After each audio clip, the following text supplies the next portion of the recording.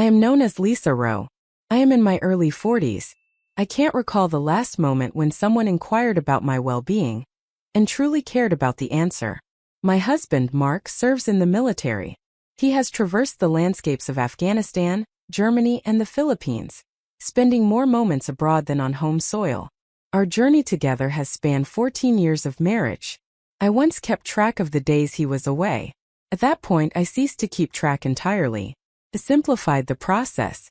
Our home rests on the periphery of a serene community, where the lawns mirror one another and the greetings are but a whisper of warmth. A location that appears perfectly polished on the surface. Perhaps that is the reason I selected it. It reflects my essence. Last week, a tempest roared through, toppling a section of our backyard fence. Nothing disastrous, merely 2 panels slumped like weary shoulders. It wasn't until the following morning, as I sipped my coffee in solitude on the porch, that I became aware. On that particular Sunday, I recall those days, for Sundays once held a special significance. Gathering at the church, sharing a delightful brunch, and filling the air with laughter. Now they simply signified silence.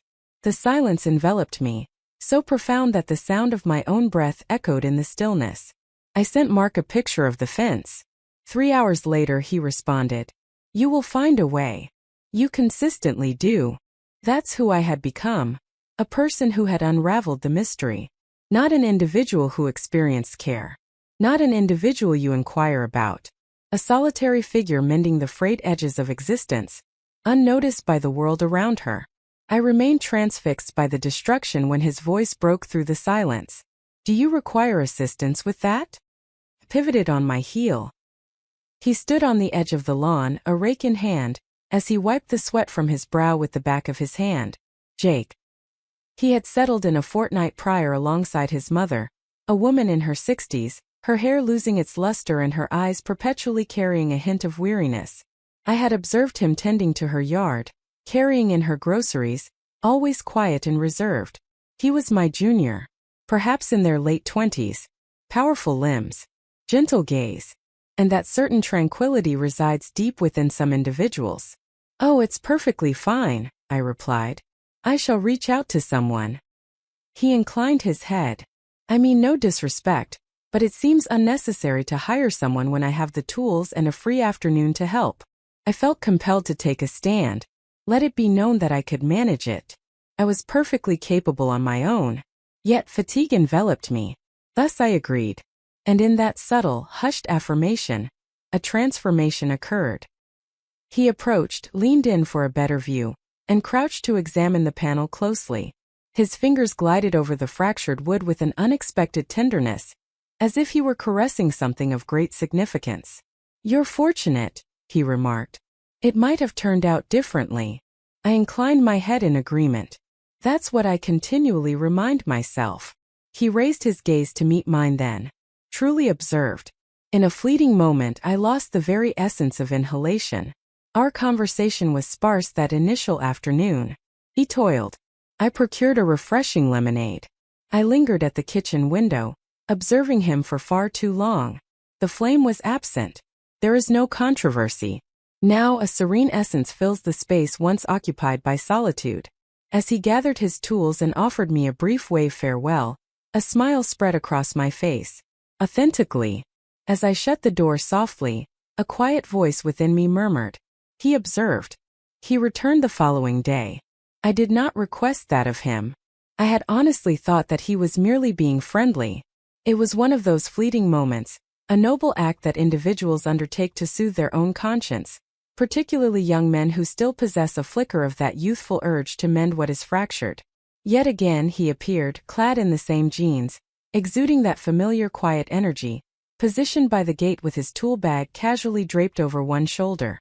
"Do you mind if I complete the fence?" he inquired. I thought it would nag at me all week if I didn't. I assured him without a doubt. I expressed my gratitude to him. Yet, what remained unspoken was the sensation of having someone willingly return. Mark never returned ahead of schedule. Jake toiled for a full hour. Next to. Once more, I presented him with a glass of lemonade, accompanied by a delicate plate of crackers and cheese. Nothing extravagant. Yet, the way his expression brightened, as if I had presented him with a grand banquet, filled my heart with a bittersweet pang. "You truly didn't need to," he remarked. "I understand," I responded. "Perhaps that was my desire all along." His gaze lingered on me for a moment that felt just a heartbeat too extended, not in an inappropriate manner, simply out of curiosity, as if he couldn't fathom how anyone could utter such words with sincerity. Perched on the brink of the deck, we lingered as he paused for a moment of respite. The sun started to cast its gentle warmth upon the wood below us. His hands bore the fine powder of sawdust, marked by the rugged texture of calluses. Faint traces of red polish lingered on my nails from a week prior, the kind I had applied simply to experience a change.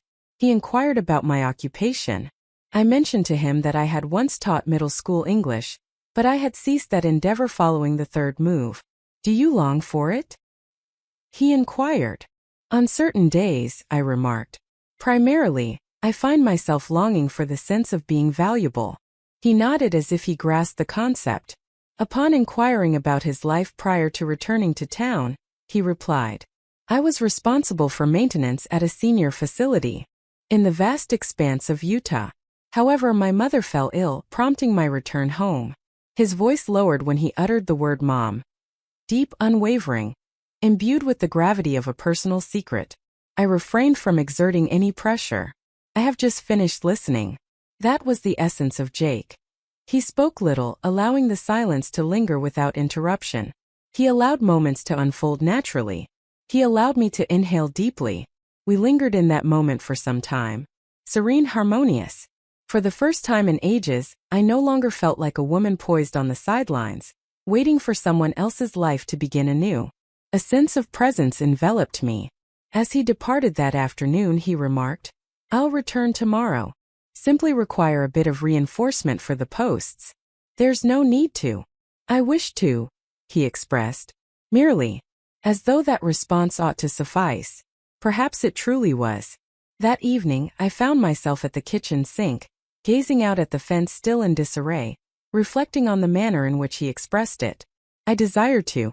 It had been years since Mark had uttered those words. "It's not centered on my experiences. It's not centered on us." In an instant, kindness took on an air of peril. For those who have lingered in the shadows for an eternity, even the faintest act of kindness can illuminate the soul like a brilliant beam of light. Uncertainty gripped me as I stood at the threshold, torn between the urge to embrace it and the instinct to flee. A chair rests quietly behind the shed. It's unremarkable, aged verdant, with a hint of rust on its legs. A flimsy patio chair that lingers in your yard, perpetually on the verge of being discarded, yet it remains stubbornly in place. There were moments long ago when I would find myself sitting there, watching Mark as he barbecued or tended to the lawn. In those days when our lives intertwined with familiar patterns, now it had seamlessly blended into the backdrop. Neglected, similar to the majority of my being. On that particular afternoon, Jake inquired whether he might be able to borrow a screwdriver. It had broken right in the middle of the turn, and by chance I found an old toolbox hidden away in the garage. As I extended it towards him, a smile broke across his face. "I never would have guessed you were so skilled with your hands." I merely shrugged. I grew weary of relying on others to make things right. He chuckled at that, not with derision but with a soft warmth. It was as if he grasped deeper truths than he revealed. As the pace of work diminished, he rested against the shed's side, brushing the sweat from his forehead. "Is it all right if I join you?" he inquired, gesturing towards the chair with a nod. "Please proceed," I urged. "Simply avoid leaning too far back. It's one of those perilous pitfalls." He took a seat regardless. There I was, a pitcher of water in hand, caught in a moment of indecision. Should I step inside or remain outside? "Come, sit with me," he invited, giving a gentle tap on the cooler lid that served as his makeshift side table. For a moment I paused. Then I took a seat. The sun hung low in the sky, filtering through the gaps in the leaves. We found ourselves caught between the embrace of shadow and the warmth of golden light. A moment that quietly unfolds, demanding no spotlight. It simply is. Serene and abundant. Jake extended his legs, reaching out with a languid grace. "This is delightful." I inclined my head in agreement. Indeed it is. Our words fell away, leaving only silence in their wake. Maintain discretion. There are no inquiries. Two individuals sat together, enveloped in a silence that required no interruption. Occasionally, his arm would lightly graze mine as he moved. It wasn't intentional, not extended, just a subtle hint to evoke his presence. I was present. A smudge of dirt rested on his cheek, just beneath the bone. I nearly extended my hand to clean it away. Nearly. Yet I refrained. I turned my gaze elsewhere toward the fence, perpetually lacking one panel, perpetually ajar. Defenseless. Revealed. Somewhat akin to my essence. Jake finally rose to his feet. He mentioned that he needed to see how his mother was doing. I expressed my gratitude to him once more. For the assistance. In service of the organization. For all the things I couldn't quite articulate. He offered me a fleeting smile. You really don't need to express your gratitude each time you realize. Perhaps I enjoy expressing it, I remarked. He gave a slight nod before turning to depart. Just as he was about to vanish from sight, he hesitated for a moment. Have you ever sensed that individuals only pay attention when something is damaged? His voice carried a gentle quality. He remained with his back to her. I hesitated before responding. Yet, in the stillness of the night, as I reclined in bed gazing at the ceiling, I murmured softly into the shadows. Indeed. It was meant to be the final day. Jake completed the task of reinforcing the posts, meticulously sanding down the edges, and carefully reattaching the final panel. The fence appeared intact once more, sturdy, upright. A clear boundary separating my backyard from the outside world. As I observed him laboring from the kitchen window, an unfamiliar sadness began to unfurl within my chest.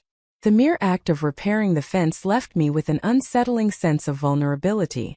I hadn't fully grasped how accustomed I had become to his presence. The crunch of his footsteps against the gravel echoed in the stillness.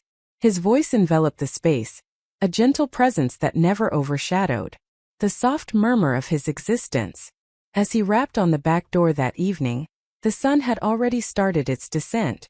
With a small toolbox cradled in one hand and a beer leisurely grasped in the other, he stood poised for the task ahead. Everything is complete, he remarked. A smile graced my lips. I ought to compensate you in some way. He gave a slight shake of his head. Absolutely not. Allow me the pleasure of preparing dinner for you, I proposed before I could catch my breath. You've spent almost a week out here. He paused, uncertainty flickering in his eyes. Then they said, all right. Only if I lend a hand in the kitchen. Thus the journey commenced. We engaged in the act of cooking together, if one could truly refer to it as such. I prepared a pot of boiling water and added the pasta. He gently stirred the sauce. We navigated the kitchen with an ease that suggested familiarity, as if we were attuned to one another's movements. As he leaned across me to retrieve a spoon from the drawer, his arm lightly grazed against mine. Cozy, unwavering. My breath hitched in my throat. We dined on the deck, uncomplicated fare, accompanied by 2 glasses of red wine. The air held a gentle warmth, light and unburdened, while the sky transitioned into a profound velvet blue, imbuing the world with an unexpected sense of sincerity. He shared a bit more about his mother. She had found a semblance of stability, yet remained delicate. He was uncertain about the duration of his stay in town. I inclined my head and replied, it must be difficult. He gazed at me, lingeringly and deliberately. Indeed it is, he replied. Yet, there's a certain beauty in the act of caring for someone once more. Are you aware? I gazed into my glass, watching the wine dance and swirl within its confines. Indeed, I replied. I believe I do. The ensuing silence held no awkwardness. The atmosphere was thick with intensity, electrified, similar to the atmosphere just prior to a tempest. I rose to carry the dishes indoors. He trailed behind, seizing the glasses. In the kitchen, I extended my hand toward the faucet, yet the sponge eluded my grasp, tumbling into the sink with a resounding splash. Jake moved in, drawing near, and in a moment of instinct, devoid of forethought, he grasped the sponge, activated the water, and began to scrub. I lingered at his side, observing the fluid motion of his hands, powerful, tender, exacting. He remarked, barely glancing in my direction. You shouldn't have to bear it all by yourself. I chose not to respond. If I had allowed myself, tears would have surely flowed.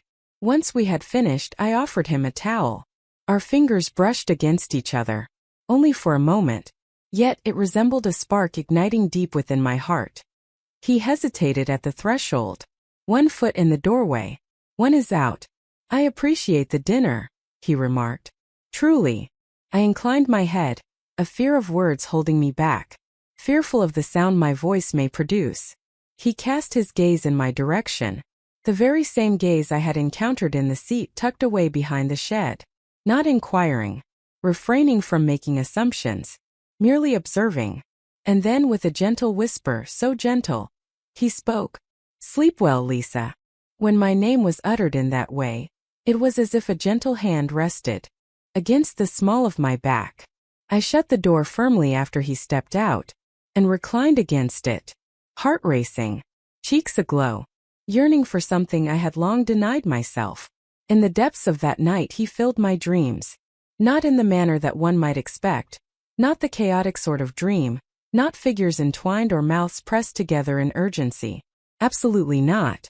Silence enveloped the surroundings. We found ourselves in the heart of my kitchen. The gentle glow lingers above the basin. The familiar, weathered tiles underfoot. He stood behind me, his fingers delicately sweeping my hair aside, letting it cascade over my shoulder. His fingers grazed my skin, yet it ignited a shiver that coursed down my spine. In the dream he uttered my name. Only a single time. Gentle. A blend of inquiry and assurance, intertwined seamlessly. As I pivoted, deliberately and with a measured grace, I leaned my forehead against his chest. That's all there is to it. There was no kiss. There will be no admission of guilt. Two souls discovering a sanctuary where the pain no longer felt so isolating. Tears glistened on my cheeks as I stirred from sleep. Sunlight began to filter through the slats of the blinds. Outside, the birds sang as if the world remained untouched. Yet within me all had changed. I rose gradually, as though the imprint of his hand still rested in my hair. For what felt like an eternity I remained still. I neglected to check my phone. I didn't go to make coffee. There I was, sitting in silence, my gaze fixed on the wall as if it held the key to my questions. This was more than a mere infatuation. It was neither curiosity nor boredom.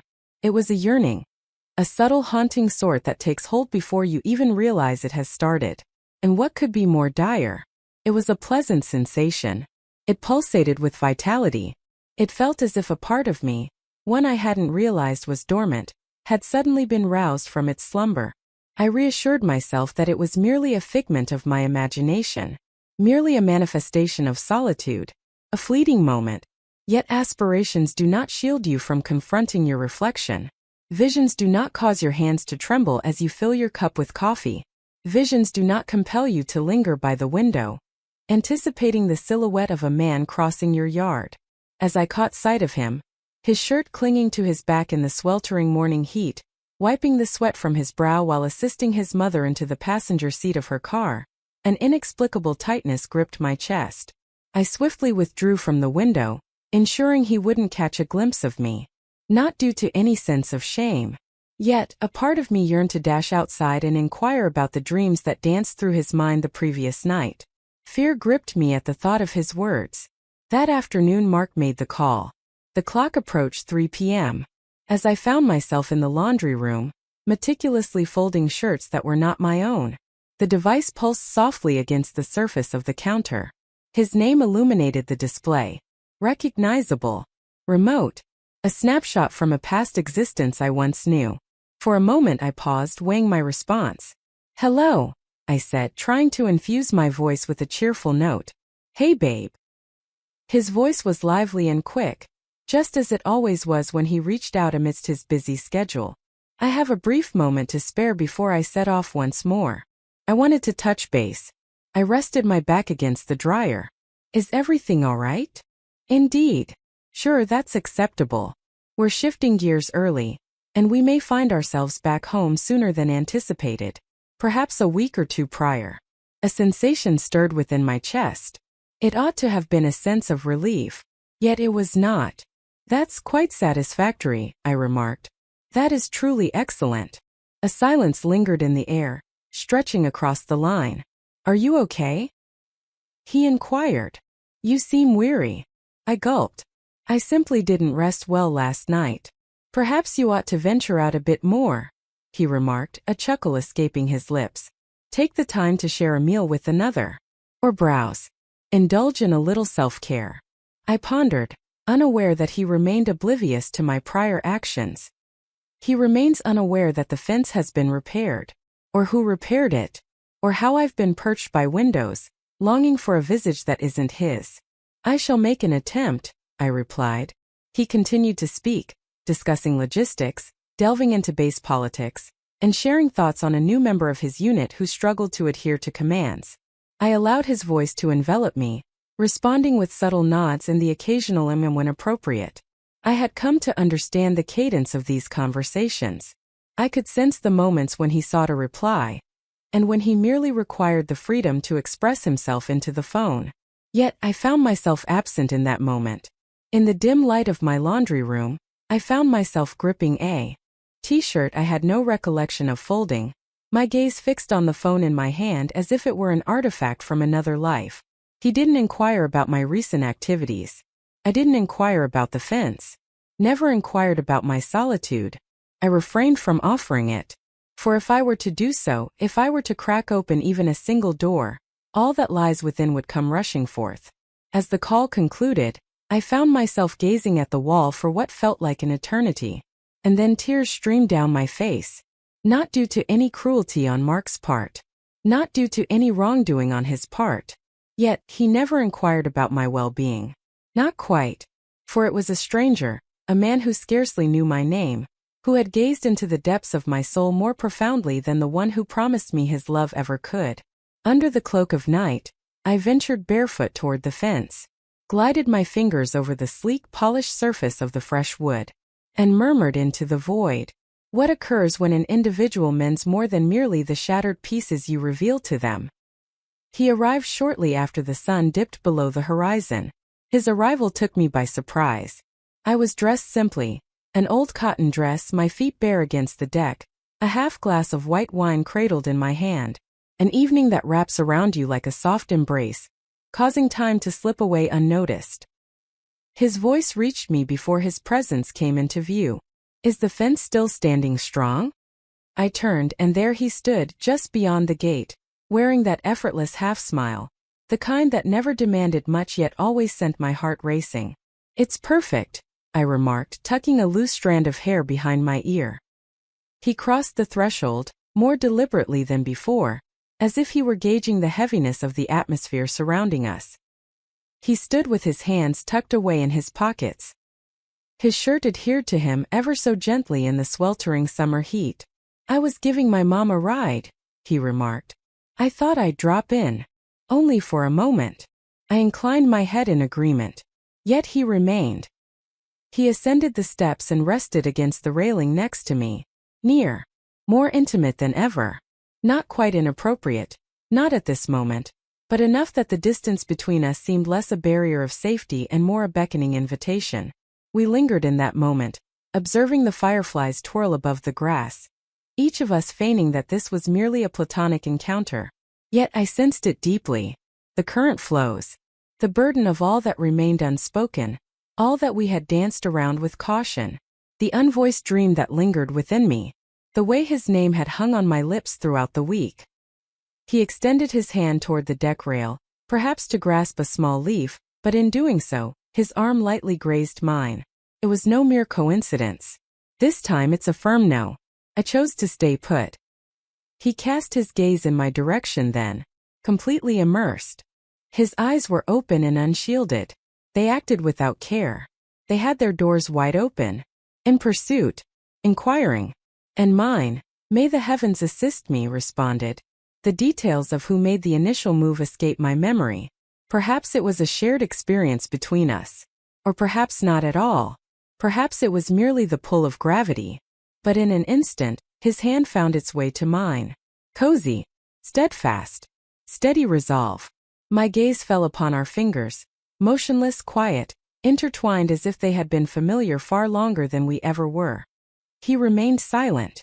He remained distant. He remained still, grasping my hand tightly. And in that instant, that delicate, quaking, earth-shattering instant, I realized I could never return. For it transcended mere longing. It was acknowledgement. As if my body held onto a memory that my mind had labored for years to erase. I longed for the warmth of an embrace. Not merely touched, embraced. A woman who had never known the weight of invisibility. As an individual deserving of attention. He released his grip after a brief pause. With great care. Like letting go of a delicate treasure. "I ought to leave," he murmured, his voice scarcely audible. I inclined my head in agreement. Yet I remained steadfast, my gaze unwavering. He didn't either. As he finally turned and descended the steps, a deep yearning within me urged to call him back. Yet I refrained. I lingered in the stillness, my palm lingering with the warmth he had left behind, and murmured softly into the darkness, "The hour has grown too late." 3 days later it unfolded. He chose not to knock this time. He sent a message. Only 4 words. "Are you out there at the moment?" I was indeed. I had been sitting there for nearly an hour, feigning interest in a book whose pages remained untouched. The warmth of the evening enveloped the surroundings once more. Summer enveloped everything: skin, fabric, constraint. "Indeed," I responded. Moments later, the gentle creak of the side gate reached my ears. Remained seated. He approached the corner with deliberate slowness, as if he wished to avoid startling anything, especially not me. He donned a simple black t-shirt paired with jeans. This time there are no tools at hand. Nothing but authenticity. Only him. And I. He took a seat next to me uninvited. Our knees touched gently, a fleeting connection in the quiet moment. This time I chose to stay put. Silence enveloped us at first. The night vibrated with life, cicadas chirping, the soft whir of distant lawn sprinklers, and the flicker of a neighbor's porch light illuminating the darkness. All feels so mundane. And yet, everything felt extraordinary. "The other night keeps replaying in my mind," he murmured softly. I couldn't either. However, I did not express that. He cast his gaze upon our hands, which lay together on the bench that separated us. Untouched. Not at this moment. He then shifted his gaze in my direction. "I find myself pondering whether this is truly wrong," he continued. "All I can say is that there's nowhere else I'd rather be at this moment." I found myself shaking uncontrollably, not through fear. Yet, the depth of my desire to immerse myself in something genuine was so profound that I was willing to shatter everything else in its wake. Our gazes locked. "I'm weary of feigning that I'm not alone," I murmured. And that was the reality. That encompassed everything. He lifted his hand deliberately and gently tucked a strand of hair behind my ear. The gesture was remarkably tender, unhurried, not asserting, simply observing me. As his hand hovered close to my cheek, I let my eyes flutter shut. That was everything it required. His lips brushed against mine, gently, as if he feared I might disappear. There is no rush, only warmth, and something more profound. I returned his kiss, not out of any intention to deceive anyone. Yet, in that instant I found myself not as a wife to anyone. I identified as a woman, and I longed for a touch that would make me feel significant. The kiss lingered, growing more profound with each passing moment. Remaining cautious. Silence lingers. Yet, innocence has faded away. His hand glided to the nape of my neck, and I sensed my entire being dissolve into the intimate distance that separated us. All the weeks of restraint, of courteous quietude and almost encounters, they crumbled like a wave that had long awaited its cue. We separated only when the need for air insisted upon it. As I opened my eyes, I found him gazing at me with a reverence that felt almost divine. Silence enveloped us. Silence enveloped the moment, leaving no words to bridge the chasm between them. He pressed his forehead to mine. For the first time in years, a sense of solitude lifted from my shoulders. On the following night he returned. It's uncertain whether we had any intentions behind it. I'm uncertain whether having a plan would have instilled a greater sense of control, a more justifiable stance. It was of no consequence. The moment his lips met mine, Everything had already started. That instant when I chose not to intervene. The instant I ceased the charade. 2 candles flickered to life in the kitchen. Not due to any anticipation of his arrival, but rather because the harsh glare of the overhead light was unbearable. It seemed excessively severe. Unquestionably authentic. I sought a gentler touch. Something that offers grace. He rapped lightly on the door before pushing the screen open, a gesture as familiar to him as breathing, as if it belonged to him all along. He entered with a measured pace, his hands tucked away in his pockets. Silence enveloped us. I found myself gazing at him from a distance, and suddenly, an unexpected fissure opened within my chest. Perhaps it was the intensity of his gaze directed towards me. Perhaps it was the manner in which I hadn't experienced such a sense of being desired in years, not with an insatiable hunger, but with a gentle tenderness. He strolled over, halted right before me, and in that moment I pressed my lips against his. Without a moment's doubt, my fingers traced the contours of his shoulders. His fingers gently embraced my waist, and the distance that once separated us dissolved, as if it had always been a fleeting illusion. Time seemed to stretch endlessly. No geridum fastenin. No appropriated sighs. It was a gradual, revealing disintegration, akin to something both revered and perilous, nestled between 2 souls who understood they had long crossed the threshold of no return. He trailed behind me as I ascended the stairs. It was an experience that seemed otherworldly, imbued with a sense of deep respect. I recall the moment he lingered in the threshold of my bedroom, as if he were anticipating a shift in my resolve. I did not. I longed for him to notice my presence. I longed to experience, even if just for a fleeting moment, the freedom of existing for my own sake. Not as a wife, not as a mere placeholder, not as someone who simply waited. He caressed me as if I held significance, as if every single inch of my skin held a story begging to be etched in memory. And when we united, it transcended mere pleasure. It revolved around evidence. Evidence that I remained capable of sensation. That I remained unscathed by the passage of time. That my heart still beats when someone gazes at me with anything beyond mere obligation. In the stillness that followed, we remained quiet. My head lay gently upon his chest. His fingers softly glided in delicate patterns along my arm. The shadows danced upon the ceiling, while I attuned myself to the steady, measured cadence of his breathing. I held back my tears. Not at that time. I simply allowed myself to exist. Secured. Seeking. Recognized. Yet, lurking beneath the surface of warmth, a chilling reality took root. Price would be involved, and it would arrive shortly. In that dim, silent chamber, I shut my eyes and surrendered to the gravity of the moment. At times, it's easy to overlook just how much of your essence has slipped away, until someone reaches into the depths of you that have remained untouched for years. He departed just as the first light of dawn began to break. It wasn't due to my request. Yet he was aware. The sun had yet to breach the horizon. The gentle, muted haze of dawn caresses the panes, a tender whisper of morning's arrival. The atmosphere was charged, as if time itself had paused, suspended in a moment of anticipation. Perhaps that was merely my own perception. I observed from the bedroom window as he strolled across the lawn. His shoulders slumped, hands tucked into his pockets, just as he had come weeks earlier, wearing a smile and carrying a toolbox. Yet, on this occasion he bore something different. I too did the same. As the door clicked shut behind him, an overwhelming silence enveloped the house. In a state of unrest. Unkempt. Simply. Genuine. I reclined in bed, gazing at the ceiling, as the heavy burden of it all pressed down upon my chest. What steps do you take following an evening such as that? Once you step over that threshold, not in a hasty, impulsive blunder, but with a measured, intentional grace, as if it was destined to unfold all along, you find no sense of pride. You sense a lack of freedom. You sense a division within yourself. There exists the woman everyone still perceives you to be, and the one you have finally released from her confines. 3 days later, Greg returned home. The duffel bag landed with a resonant thud by the entrance, a sound steeped in familiarity. He pressed his lips to my cheek as he always did. Habitual practice. Practiced. He inquired about my well-being. I assured them I was okay. He remained silent on the matter of the fence.